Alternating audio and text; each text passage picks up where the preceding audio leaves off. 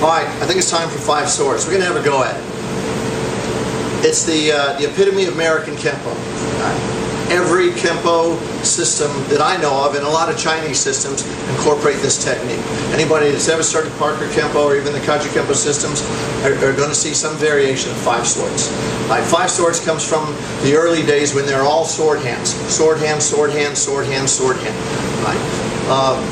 We'll change it up a little bit, just for the simple reason that nobody trains their hands to be that type of a weapon that the old guys did, plunging into sand and burning rock and bricks and all that. We're not going to go there. We're just going to use our natural weapons that are available to us at the moment without having to go to any type of special conditioning or training. All right, 5 swords, stepping inside a right roundhouse punch. Roundhouse punch comes in. The old technique, double outward hand sword, or double hand swords. All right, we're not going to do that. We're going to hit them right off the first shot, and we're going to, again, this is the idea of the AKK. We like to wedge. We're going to enter in. All right, so I'm going to enter in with that wedge. I'm still going to pick up an outward hand sword off my left hand, but I'm also do a thrusting. If I'm working from hands down or hands in a natural position or interview position, I'm still going to present. I'm going to thrust. So as I step in, if I can check out his leg, I'll check out his leg. I'm not going to focus on it though. Again, once you've been in enough fights out there, you realize that the street is a lot different than the laboratory. Right? I'm more focused on causing pain, damage, destruction, attacking the central nervous system than I am in making sure every little piece is correct. Right, so, as I step in, there's my outward hand sword, and there's my thrusting hand sword, catching the brachial plexus, carotid triangle, either of those targets, they're all good. And boom, there's my penetration.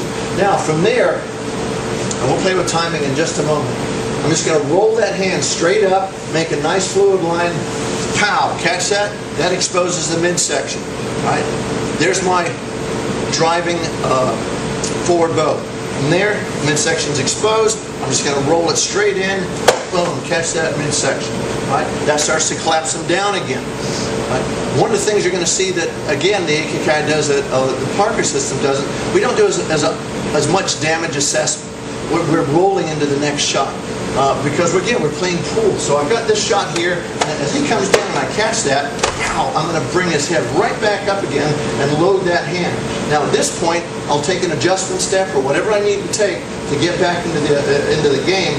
Now if you remember Swords of Fury, we're going to go into our #1 timing pattern. At this point, I'll step in, I'll catch that sword hand, I'll catch that palm heel, boom, and I'll catch that sword hand, and then from there, we cover out. We're done. Let's try it from a different angle.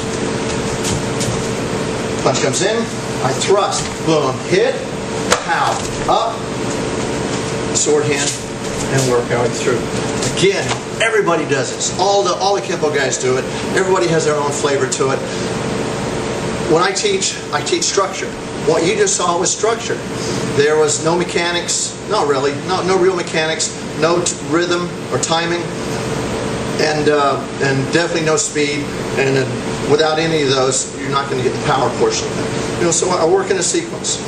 Structure, mechanics, timing and rhythm, speed, or actually flow.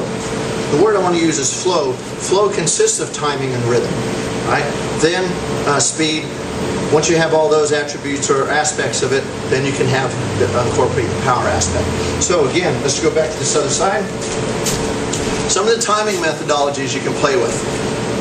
Rhythmic timing, rhythmic phrasing, boom. Right. Boom, let's try that one first. He comes in, boom. Okay, here's my pow, boom. Right? Piece of timing. Right? Again, another piece of timing. Boom. Right? So hit, boom. Right? Again, another piece of timing you can play with. A lot of it depends on what's going on. When I do the boom timing, it's my hands might be up already. So there's my that boom timing off that. Instead of thrusting, rolling, and I emphasize the second shot. Right? If I'm working with the hands down or in interview, I'll emphasize that first shot, and then minor out the second shot to get to this shot. All right? Each shot builds on the next shot. All right? So again, a little bit of different timing. He comes in. Okay? A little bit of timing that way. A little different. All right? Second piece of time. Let's try it from just a different angle here. Now the hands are up. All right? So from here, I get that. Okay? One more time. I'm going to roll off. I get that. All right? Catch that face. Odds are he's going to run away. I have a lot of issues with people that just stand there like statues, but hey, you got to learn the technique, you know, to its fruition. Again, one more time. He comes in, I get that hit, and if I have to chase him down, I will chase him down. Right? That's our flavor on Five Swords. Have fun.